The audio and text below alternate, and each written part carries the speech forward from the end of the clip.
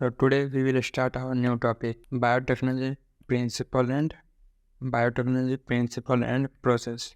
ये देखिए, ये जो हमारा फिगर है ऊपर ये जो दिया है, ये बहुत ही इम्पोर्टेंट फिगर है।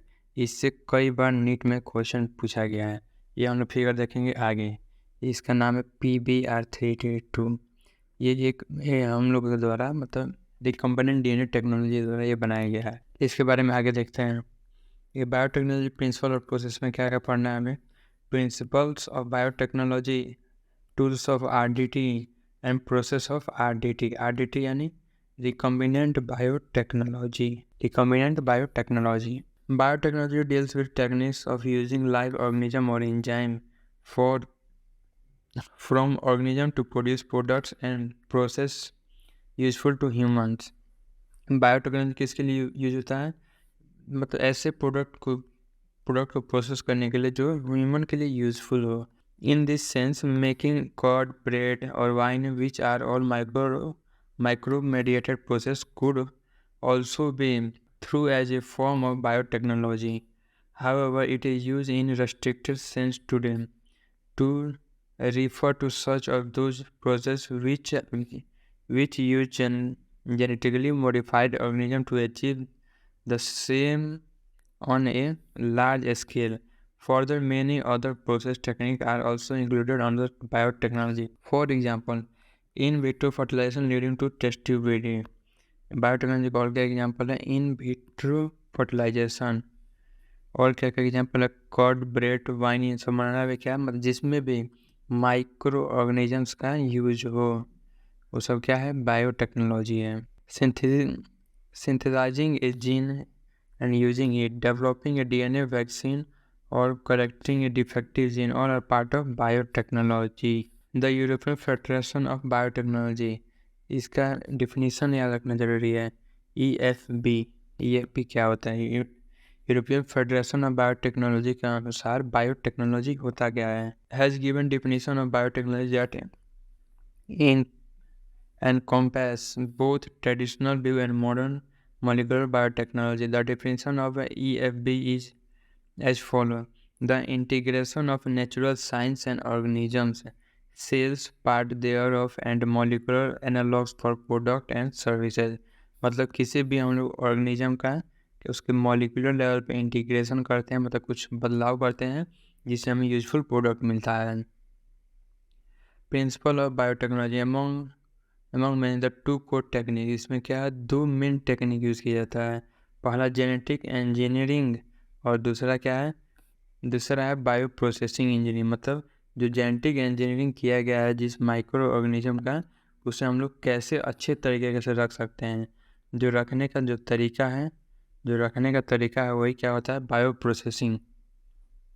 जो सबसे मेन इसका इम्पोर्टेंट काम होता है वो है जेनेटिक इंजीनियरिंग कैसे करते हैं। जो सबसे मेन और जो सबसे डिफ़िकल्ट पार्ट होता है वो होता है genetic engineering. Techniques to alter the chemistry of genetic material DNA and RNA to introduce these into host organism and thus change the phenotype of host organism. Bioprocessing engineering, maintenance of certain ambience in chemical engineering process. Maintenance certain condition मतलब कि उसी को केवल जो हमारा manipulated organism है उसी को हमें केवल क्या करना है, ग्रो कराना है। तो उसी को ग्रो कराने के लिए हमें जो कंडीशन मेंटेन करना है वही क्या होता है, bioprocessing engineering. To in large quantity for manufacture of biotechnological product, इन्हें लार्ज क्वांटिटी में मैन्युफैक्चर करना है, like antibiotics, vaccines and enzymes। Let us now understand the conceptual development of a principle of genetic engineering। You probably appreciate the advantage of sexual reproduction over the asexual reproduction। The former provides opportunity for variation। और ये sexual reproduction का क्या है, मतलब advantage क्या है, ये variation provide कराता है।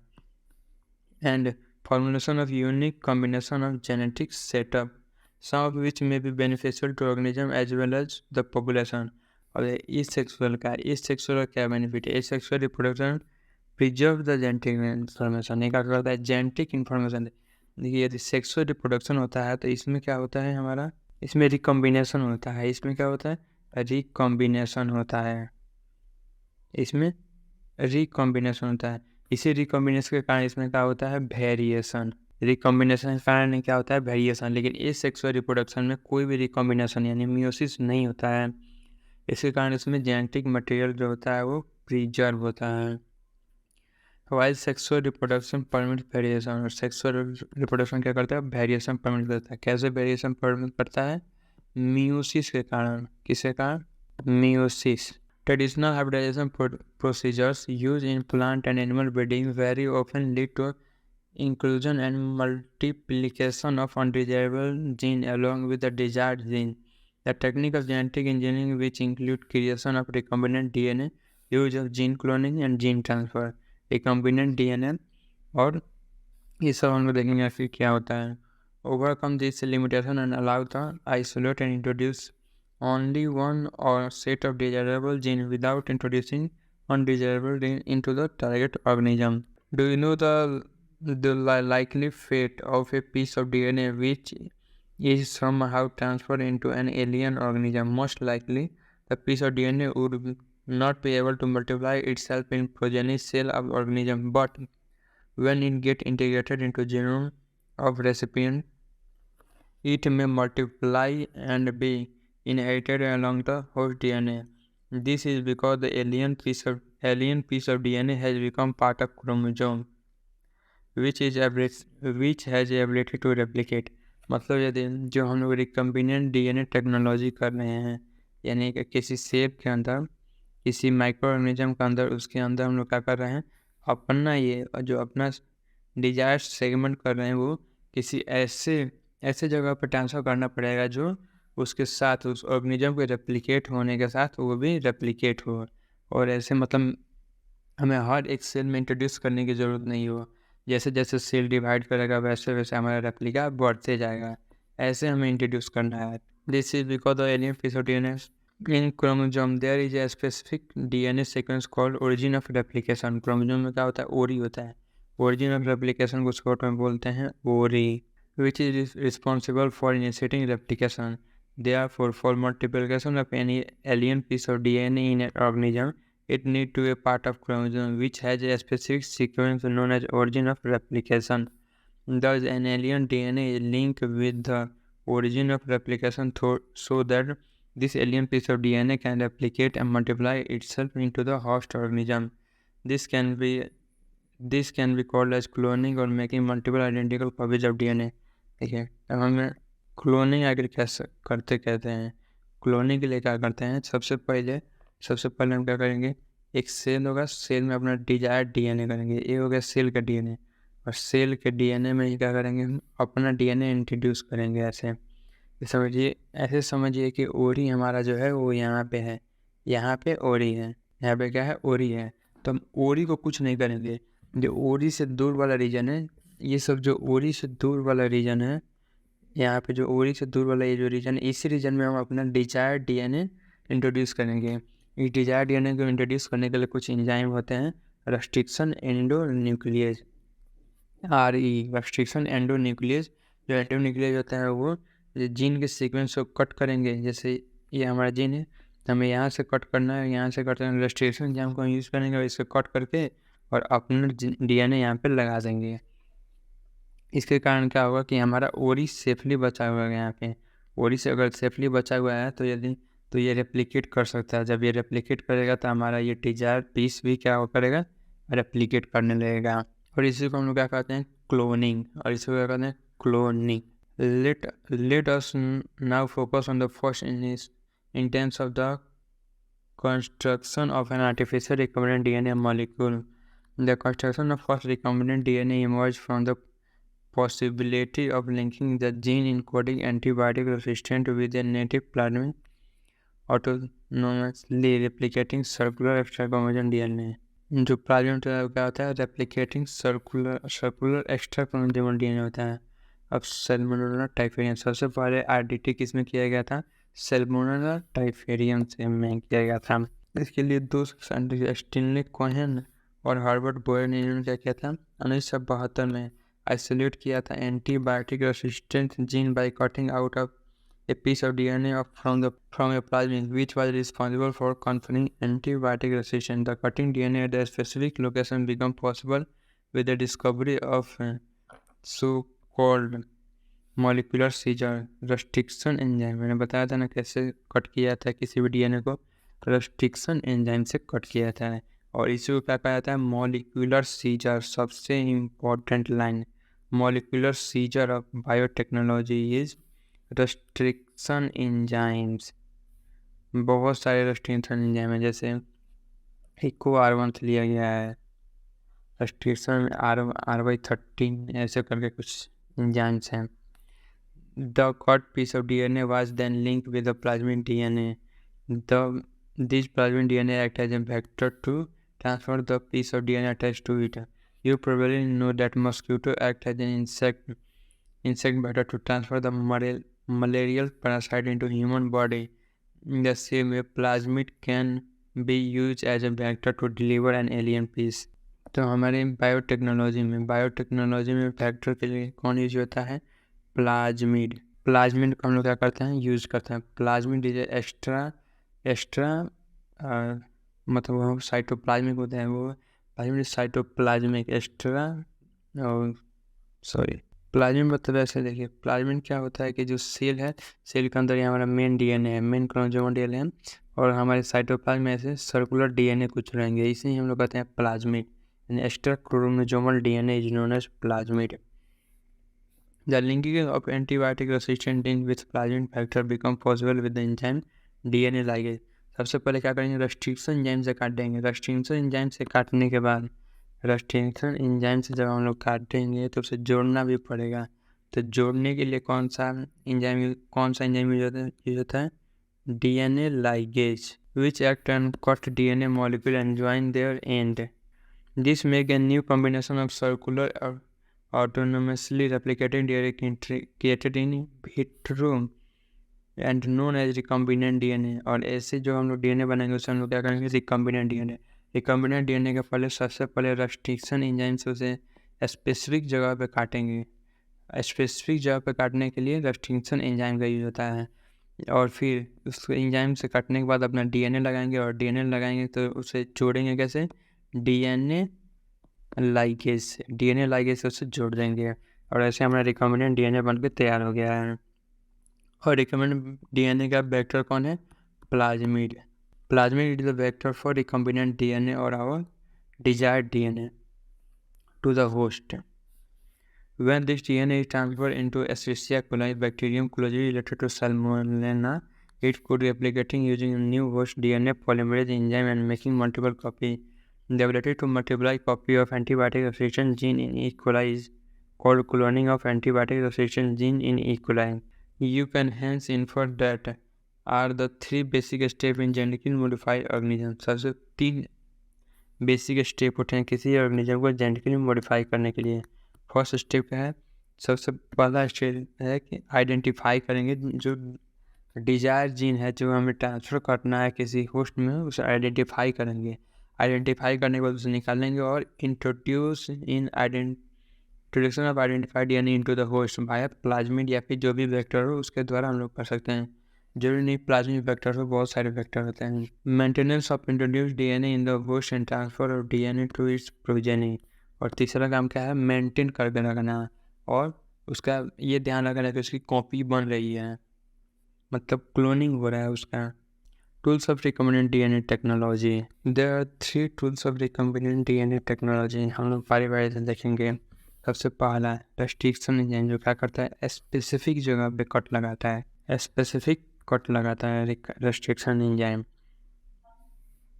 Now we know from the foregoing discussion that genetic engineering or recombinant DNA technology can be accomplished only if we have the key tool, that is restriction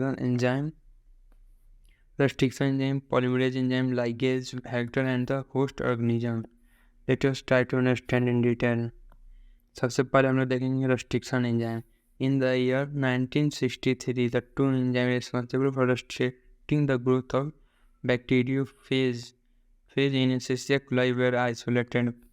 One of these added methyl group to DNA. देखिए 1963 में एक bacteriophage नामक virus को identify किया गया।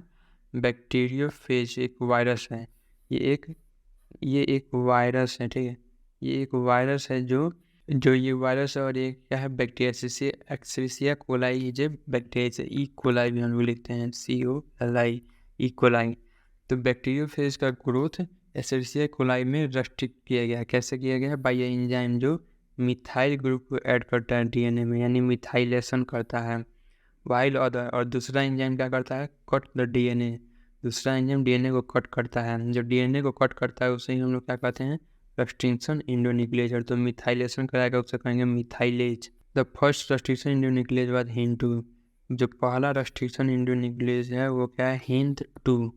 ये याद रखना जरूरी है। The first restriction endonuclease is HindII, where functioning depending on the specific DNA nucleotide sequence was isolated and crystallized. और एक कब इसे पहचाना गया? 5 साल बाद, मतलब इसे आइसोलेशन के 5 साल बाद इसे पहचाना गया, मतलब इसका डिस्क्राइब किया गया इसे। It was found that HindII always cut DNA sequence at a particular point recognize a specific sequence of 6 base pair। और ये कितने 6 बेस पेयर को रिकोगनाइज करता है? 6 बेस पेयर को रिकोगनाइज करता है। इस specific sequence is known as recognizing sequence for HindII। Beside HindII, today we know more than 900 restricted enzymes have been isolated from 230 strains of bacteria। The convention for naming an enzyme is the first letter of name come from genus। First letter कहाँ से आएगा? Genus से। जैसे हम लोग binomial nomenclature करते हैं plant का, वैसे ही इसका भी करेंगे। फर्स्ट नेम है जीनस और सेकेंड नेम क्या होगा? स्पेसीज से लेंगे। द प्रोकैरियोट, जैसे कि Eco R1 comes from the Escherichia coli RY13। Eco R1 restriction enzyme वो कहाँ से आता है? Escherichia coli RY13 से। In Eco R1 the letter R derive the name. E क्या रिप्रेजेंट करता है? The letter R derive the name of strain. R क्या करता है? डिनोट करता है, लास्ट नेम डिनोट करता है स्ट्रेन। वाइल द ये तो, और ये जो रोमन नंबर है, ये जो रोमन नंबर है क्या करता है? The Roman number of the flowing name indicate in the order which, किस ऑर्डर में सबसे पहले, मतलब कौन सा बैक्टीरिया, कौन सा एंजाइम, मतलब कौन सा एंजाइम इंट्रोड्यूस किया, मतलब पहचाना गया है। ठीक है, इको R1 मतलब 1 है, तो यानी ऐसा नहीं है कि पहला टाइम, ये मतलब उस एंशिएंट जब खोजा गया था तो सबसे पहले HindII ही खोजा गया था, लेकिन इसे डिस्क्राइब किया गया था बाद में। सबसे पहले डिस्क्राइब किया गया था इको R1 को, इसलिए इसका नाम सबसे पहले क्या पड़ा? 1 and 2 लेटर। लेकिन सबसे पहले खोजा गया था किसको? HindII को। Restriction enzyme belongs to the larger class of enzyme called nuclease. Restriction enzyme किस ग्रुप से आते हैं? न्यूक्लियेज ग्रुप से आते हैं। ऑफ 2 काइंड, एक्सोन्यूक्लियस और एंडोन्यूक्लियस। रेस्ट्रिक्शन एंजाइम कितने प्रकार के होते हैं? 2 प्रकार के, एक्सो एंड एंडोन्यूक्लियस। एक्सोन्यूक्लियस जो जैसे ये डीएनए का समझिए सीक्वेंस है, एक्सोन्यूक्लियस जो होगा वो बाहर से कट करेगा, और एंडोन्यूक्लियस जो होगा वो बीच में कहीं से भी कट कर सकता है, लेकिन वो बाहर से कट नहीं करेगा। एक्सोन्यूक्लियस रिमूव न्यूक्लियोटाइड, देखिए यहाँ पे लिखा भी है एक्सोन्यूक्लियस कहाँ से रिमूव करेगा? डीएनए एंड से। whereas endonuclease cut a specific position within the DNA, within मतलब उसके अंदर। Each restriction endonuclease function by inspecting the length of DNA sequence। कैसे फंक्शन करता है? सबसे पहले इंस्पेक्ट करता है लेंथ ऑफ DNA, मतलब उसको जांचता है। Once find a specific recognizing sequence, it will bind to the DNA and cut of the 2 strands of double helix at a specific point in their sugar phosphate backbone। और एक यहाँ cut लगाता है sugar phosphate backbone में cut लगाता है। इस restriction endonuclease recognize specific palindromic nucleotide sequence. कैसा सीक्वेंस को पहचानता है? पैलिंड्रोम सीक्वेंस को। जैसे हमारा जो इको R1 है, जो इको R1 है वो कहाँ पे कट लगाएगा? इको R1 कट लगाता है बिटवीन G एंड A। जैसे ये देखिए GATTC, और यहाँ हम लोग जब नीचे से लिखते हैं तो ऐसे लिखेंगे GATTC। देखिए पैलिंड्रोम है। यदि यहाँ से हम लोग 5 to 3 ट्रांसफर करेंगे तो सेम सीक्वेंस और इधर से भी 5 डैश टू 3 डैश करेंगे तो सेम सीक्वेंस, यानी किसी एक डायरेक्शन में जाएंगे।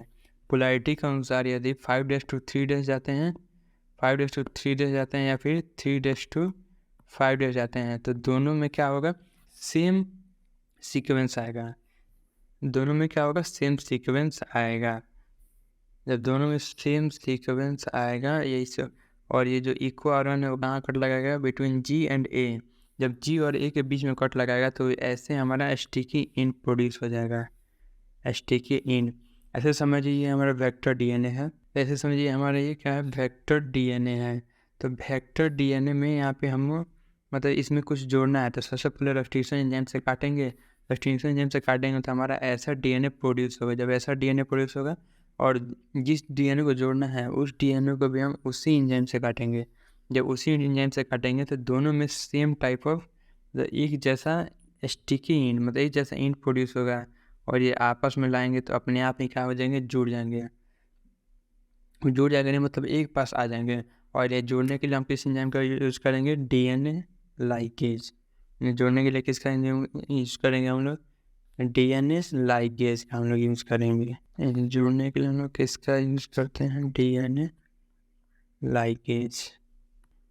Do you know that palindrome marks the group of letter that form the word.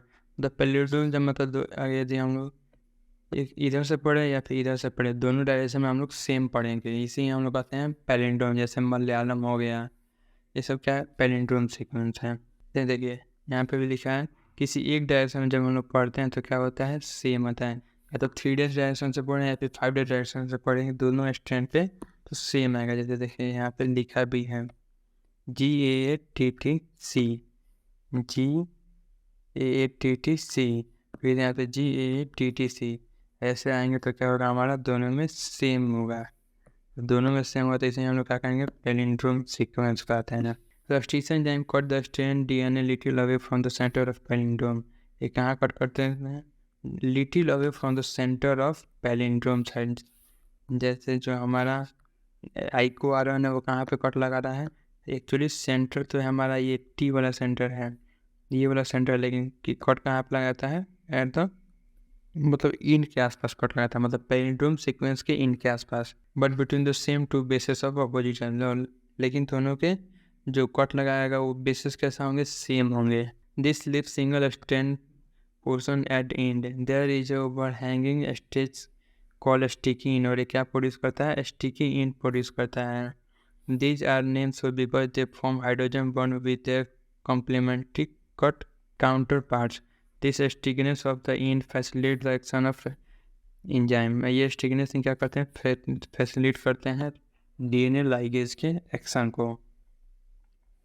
Restriction endonuclease are used in genetic engineering to form recombinant molecule of DNA which are composed of DNA from different sources as genome. When cut by same restriction enzyme, the resultant DNA fragment have the same kind of sticky end and these can be joined together into end using DNA ligase. तो यहाँ पे देखिए ये क्या foreign DNA है, और foreign DNA को ही क्या कर रहे हैं, सेम एंजाइम से हम लोग कट कर रहे हैं। सेम एंजाइम से कट कर रहे हैं तो दोनों में क्या होगा, same kind of sticky end produce होगा। Same kind of sticky end produce होगा तो उसके बाद जब हम लोग आपस में इन्हें लाएंगे तो जब हम उन्हें आपस में लाएंगे तो क्या होगा, ये ऐसे आपस में जुड़ जाएंगे। जब आपस में जुड़ जाएंगे और किसके द्वारा लाइगेट किए जाएंगे, DNA लाइगेज के द्वारा ये लाइगेट किए जाएंगे। और ऐसे हमारा क्या होगा, ये हमारा रिकॉम्बिनेंट DNA मॉलिक्यूल बन जाएगा। और इसे हम लोग बैक्टीरिया या फिर जो भी हमारा होस्ट है उसमें हम लोग ट्रांसफर कर देंगे। You may have realized that normally unless one cut the vector and the source of DNA within the same restriction enzyme, the recombinant vector molecule cannot be created. मतलब एक ही कट से, ऐसा नहीं है कि यदि हम लोग एक कट लगा रहे हैं किसी DNA मॉलिक्यूल में, एक कट लगा रहे हैं और इसी से क्या हो जा रहा है, हमारा वो बन जा मतलब क्रिएट हो जा रहा है रिकम्बिनेंट। ऐसा नहीं होता है, वो बहुत टाइम हम लोग करना पड़ता है, बहुत बार करना पड़ता है तब जाकर कहीं एक किया तो सही से बन पाता है। Separation and isolation DNA fragments. और देखिए हमारे पास तो DNA का केवल एक ही है, मतलब जो हमें जो DNA का मॉलिक्यूल चाहिए, डिजायर मॉलिक्यूल चाहिए, वो कैसे हम लोग सेपरेट करेंगे। इसे सेपरेट करने के लिए हम लोग क्या चाहिए, एक इंस्ट्रूमेंट आता है जिसे हम लोग कहते हैं, उससे एक प्रोसेस किया जाता है, जिस इंस्ट्रूमेंट से एक प्रोसेस किया जाता है जिसे हम लोग क्या कहते हैं, जेल इलेक्ट्रोफोरेसिस। जेल इलेक्ट्रोफोरेसिस, इसमें हम लोग एग्रो जेल का यूज़ करते हैं। कौन सा जेल? इसमें हम लोग एग्रो जेल का यूज़ करते हैं। इसमें हम लोग किसका यूज़ करेंगे? Agarose gel. The cutting of DNA by illustration into nucleus result in fragments of DNA. These fragments can be separated by technique or gel electrophoresis. Since DNA fragments are negatively charged, DNA fragments कैसे charge होते हैं? Negatively charged होते हैं molecule. They can be separated by forcing them to move towards on the anode under the electric field through. और इसे हम लोग क्या करेंगे? कैथोड एनोड से सेपरेट करेंगे। ये नेगेटिव चार्ज है तो किसके तरफ अट्रैक्ट होंगे? पॉजिटिव चार्ज की तरफ। और पॉजिटिव चार्ज कौन होता है? एनोड क्या करता है? वो नेगेटिव चार्ज को अट्रैक्ट करता है। तो क्या करेगा? ये डीएनए फ्रेगमेंट जो नेगेटिवली चार्ज है उनको ज़्यादा अट्रैक्ट करेगा। Through the media matrix, now it is most common use matrix is agarose. सबसे कॉमन यूज मैट्रिक्स क्या हो रहा है? Agarose, which is a natural polymer structure from seaweed. ये कहाँ से स्ट्रक्चर होता है? सीवीड से।